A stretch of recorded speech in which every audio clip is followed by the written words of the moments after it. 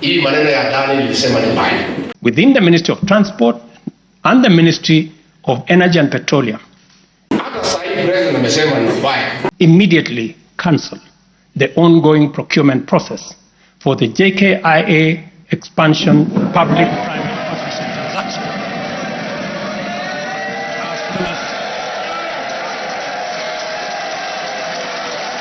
Hakuwa na haja ya kumpigia makofi kwa sababu haikutoka kwa roho yake. Hiyo ilikuwa ni maneno ya Amerika. He only responded after that suspect was indicted in the United States. Let me repeat this for clarity. I have said that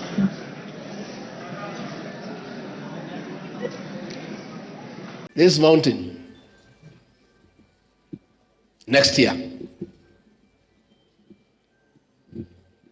the political movement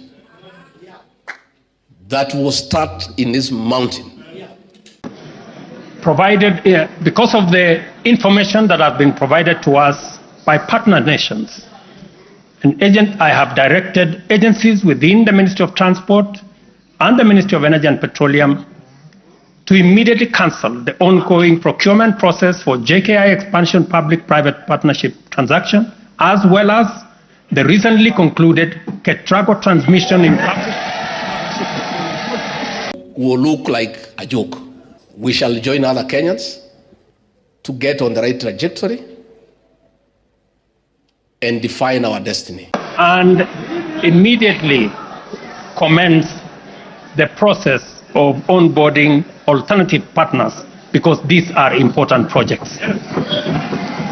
Never again shall any leader take this mountain for granted. The work of taking our nation forward is our collective responsibility as citizens. And never again shall we ever gabble our vote. Our vote will be well organized, well calculated, well anchored, and protected. For this reason, we value the contribution of all, whether they come in the form of support or encouragement, suggestion or proposal, criticism or protest. Article 37 of the Constitution allows people to picket and demonstrate peaceably.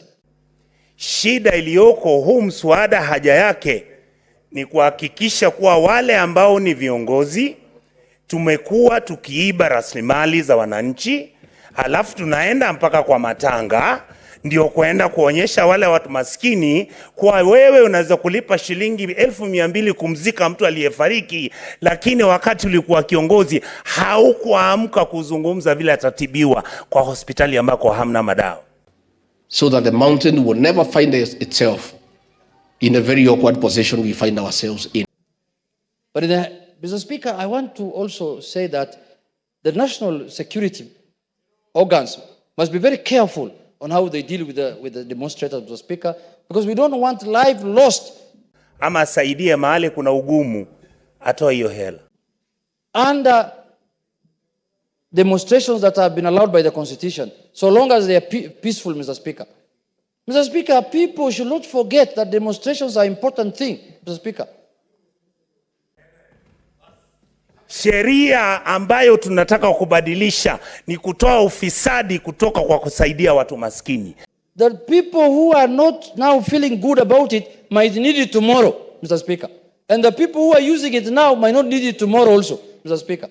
That is how it goes. Kwa sababu vile tunavyosaidia watu maskini, tuna pretend kuwa tunawasaidia, lakini hatusuluhishi yale mashida ama zile shida ambazo nchi yetu inazo. The majority leader might not need demonstrations at this point in time, but at certain time, hapa mbele, he might be the one leading demonstration in the country. So, ndugu zangu wale mko hapa, mnaweza kufanya amendment, nakubali na nyinyi, lakini wacha niwaambie hivi. Mr. Speaker, so we have to get a balance. We have to get a balance on how to allow the people who want to demonstrate and the people who don't want it. Otherwise, Mr. Speaker, this is something that is commonly important to every one of us as politicians, Mr. Speaker. Kwa sababu sisi ndio tumeharibu uongozi wa nchi yetu, kwa sababu sisi ndio mafisadi wakubwa, kwa sababu sisi ndio tumapretenda wakubwa. Barabara ni mbaya, hospitali ni mbaya, madawa hakuna hospitali, maji hayako nyumbani, alafu ukisikia mtu ana diarrhea unasema tumia hao jamaa, watu washakufa, tutamzika ki. So Mr. Speaker, I'm not predicting anything, but I am saying that I agree with him that demonstrations must be peaceful. They must not destroy people's properties, and they must not, but we must not curtail people's freedoms of assembly and freedoms of association, Mr. Speaker. Ningependa kuwauliza nyinyi viongozi hapa, huu mswada uendelee hivyo hivyo, tutoe ufisadi kutoka kwa kusaidia mtu maskini. Ili ukitoa pesa kanisa ama ukitoa pesa kwa mchango, tumia Safaricom na useme hiyo pesa ulitoa wapi, ukaleta kunitolea wakati nimefariki, kwa sababu wakati ambako nilikuwa mgonjwa hakukuwa na madawa. Mr. Speaker, I want to say this. This country, Mr. Speaker, is a constitutional democracy. And once we are a constitutional democracy, we are guided by the constitution that we gave to ourselves, Mr. Speaker. And Mr. Speaker, when Kenyans give views in the form of public participation, we have to take into consideration what they are saying, because, Mr. Speaker, that is what Kenyans want us to do. I believe that the most powerful component of leadership is listening and learning. But, Mr. Speaker, Kenyans also must be enlightened. They must be taken through civic education. Because, Mr. Speaker, there is a serious conflict between what the government is supposed to do, the executive, what parliament is supposed to do, and what Kenyans think that should be done, Mr. Speaker. Therefore, I engage with you and listen to all citizens, their elected leaders, public officers, administrators, teachers, and other professionals, learners and the youth, farmers, fisherfolk. But, Mr. Speaker, Kenyans must know that they have also delegated their sovereign power to parliament and the executive, Mr. Speaker, through an election. And they must have trust and faith in what Kenya and what those institutions are doing. Pastoralists, traders, craftsmen, artisans, nurses, doctors, community health promoters, and workers across all types of sectors in every sector. I listen too to religious leaders. Mr. Speaker, a country can fail, a country can become banana if the citizens of that country lose faith in the institutions that they have given themselves through the Constitution, Mr. Speaker.